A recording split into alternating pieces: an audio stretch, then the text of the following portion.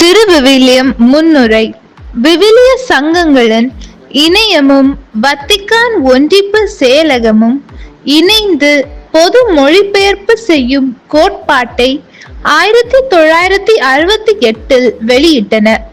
அதன் அடிப்படையில் 1972 ஆண்டு தமிழ் விவிலிய பொது மொழிபெயர்ப்பு பணி தொடங்கியது. ரோமிய கத்தோலிக்க திருச்சபை சார்பில் தமிழ்நாடு விவிலிய ஆணைக்குழுவினரும் ஏனைய திருச்சபைகளின் சார்பில் விவிலிய சங்கங்களின் பிரதிநிதிகளும் இப்பணியை செய்தனர். பல்வேறு திருச்சபை மரபுகளை சேர்ந்த தமிழ், எபிரேய, கிரேக்க மொழிகளில் புலமை பெற்ற மொழிபெயர்ப்பாளர்கள் பங்கு கொண்டார்கள். பழைய ஏற்பாடு எபிரேய பாடமான பிபிலிய எபிராயிக்கா நூலையும் புதிய ஏற்பாடு விவிலிய சங்கங்களின் இணையத்தின் வெளியீடான கிரேக்க புதிய ஏற்பாட்டு நூலின் 3ஆம் பதிப்பையும் சார்ந்த மொழிபெயர்க்கப்பட்டன. தொன்மையும் தரமுமான மூல பாடங்களையே அடிப்படையாக கொண்டாலும் மரபு மொழிபெயர்ப்புகளுக்கு மதிப்பு தரும் வகையில் சில இடங்களில் காலத்தால் பின்னைய பாடங்களும் இடம்பெறுகின்றன. அவை சதுர அடைப்புக்குறிகள் இடப்பட்டுள்ளன. ஒன்றுக்கு மேற்பட்ட முறையில் மொழிபெயர்க்கத்தக்க சொற்றொடர்கள் வருமிடத்து மாற்று மொழிபெயர்ப்புகள் அடிக்குறிப்புகளில் தரப்பட்டுள்ளன. மூல சொல்லின் பொருள் தெளிவில்லாத போது பழங்கால மொழிபெயர்ப்புகள் இணை மொழி சொற்கள் ஆகியவற்றின் உதவியுடன் மொழிபெயர்ப்பு செய்யப்பட்டுள்ளது. அவ்விடத்து மூல சொல்லின் பொருள் அடிக்குறிப்பில் தரப்பட்டுள்ளது. நீண்ட ஆய்வு குறிப்புகளும் விவாதத்துக்குரிய கொள்கை விளக்கங்களும் அடிக்குறிப்புகளில் தவிர்க்கப்படுகின்றன. ஒவ்வொரு நூலிலும் முன்னுரை, துணை தலைப்புகள், இணை வசனங்கள் ஆகியவை தரப்பட்டுள்ளன. இவை நூல்களை புரிந்து கொள்ள உதவியாக அமையும். இம்மொழிபெயர்ப்பில் இயல்பான, தரமான, எளிய தமிழ் மொழி நடை இடம்பெற்றுள்ளது. தெளிப்பொருள் மொழிபெயர்ப்பு முறைக்கு முன்னுரிமை வழங்கப்பட்டுள்ளது. வழக்கற்ற சொற்களும் திசை சொற்களும் இயன்றவரை தவிர்க்கப்பட்டுள்ளன. கவிதை பகுதிகள் முடிந்தவரை கவிதை நடையில் அமைக்கப்பெற்றாலும் பொருள் தெளிவே இன்றியமையாததாக கருதப்படுகிறது.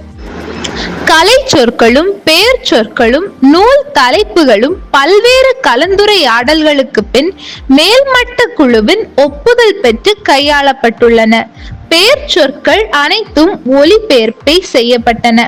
அவை தமிழில் ஒலிப்பதற்கு எளிமையான, இயல்பான இறுதி வடிவம் பெற்றுள்ளன என்பது குறிப்பிடத்தக்கது.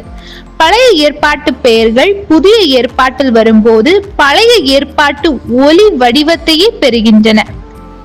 தற்கால வழக்கில் உள்ள பெயர்கள் விவிலியத்தில் வேற்று பெயர்களாக இருந்தாலும் அவை தற்கால வடிவிலேயே கையாளப்பட்டுள்ளன.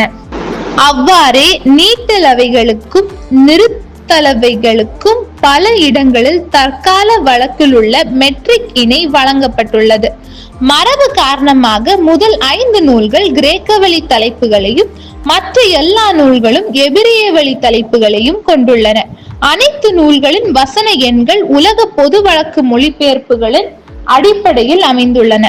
தமிழின் சிறப்பு பண்பான மரியாதை பன்மையை மனதிற்கொண்டு விவிலியத்தில் பெரும்பாலோருக்கும் மரியாதை பன்மை வழங்கப்படுகிறது. நோயுற்றோர், உடல் ஊனமுற்றோர், செல்வாக்கற்ற பணியாளர், பெண்டர் ஆகியோரை மதிப்பின்றி வழங்கும் முறை தவிர்க்கப்படுகிறது. எடுத்துக்காட்டாக குருடன் என்னும் சொல் பார்வையற்றவர் என்று மாற்றம் பெறுவதோடு மரியாதை பன்மையும் பெறுகிறது.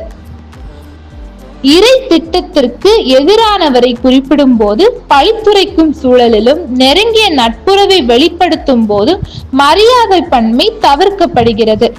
இரு பாலார்க்கு பொதுவான கருத்துக்கள் மூல நூலில் ஆண்பால் விகுதி பெற்று வந்தாலும் இரு பாலருக்கு பொருந்தும் முறையில் மொழிபெயர்க்கப்பட்டுள்ளன. இவ்வாறு மூல மொழியிலும் தமிழ் மொழியிலும் காணப்படும் பண்பாட்டு ஏற்றத்தாழ்வு களையப்படுகிறது. இம்மொழிபெயர்ப்பு பல கட்டங்களை தாண்டி வந்துள்ளது. அடிப்படை நகல்கள் தயாரித்த மொழிபெயர்ப்பாளர், திருத்தம் அளித்த பரிசீலனை குழுவினர், மாற்று கருத்துக்கள் வழங்கிய ஆலோசனை குழுவினர், பேராயர்களும் ஆயர்களும் தலைவர்களும் அடங்கிய மேல்மட்ட குழுவினர் ஆகியோரின் ஒத்துழைப்புடன் இம்மொழிபெயர்ப்பு இறுதி வடிவம் பெற்றுள்ளது. மேலும் முன்னோட்ட பதிப்புகள் வழியாக ஆயிரக்கணக்கானோரின் கருத்துகள் வரவேற்கப்பட்டு தரமானவை ஏற்றுக்கொள்ளப்பட்டன. தூய ஆவியின் ஆற்றலோடும் மிகுந்த உழைப்போடும் இறைவேண்டலோடும் கடந்த 22 ஆண்டுகளாக திருச்சபையின் கண்காணிப்பில் 35 இறை தொண்டர்கள் செய்த இம்மொழிபெயர்ப்பை கிறிஸ்தவர்கள் அனைவரும் ஆண்டவர் இயேசு விரும்பும் ஒற்றுமையை வளர்க்கும் நோக்கில் பயன்படுத்துவர் என நம்புகிறோம். பொருள் துல்லியம், தெளிவு, எளிமை, மக்கள் மொழி நடை, மனிதநேயம், இருபால் சமத்துவ நோக்கு ஆகியவற்றை கண்முன் கொண்டு செய்யப்பட்ட இம்மொழியாக்கம் கிறிஸ்தவ சமுதாயம் மட்டுமல்ல, தமிழ் கூறும் நல்லுலகம் முழுவதும் இறையுள்ளத்தை அறிந்து செயல்பட தூண்டும் என நம்புகிறோம். திருவிவிலியம் திருச்சபை வழிபாடுகளிலும் கருத்தரங்குகளிலும் விவிலிய பள்ளிகளிலும் வீதிகளிலும் பயன்பட வேண்டும். இல்லங்களிலும் உள்ளங்களிலும் இடம்பெற வேண்டும். இதன் மூலம் இறையாட்சி வருக, இறை வாக்கு ஒளிர்க.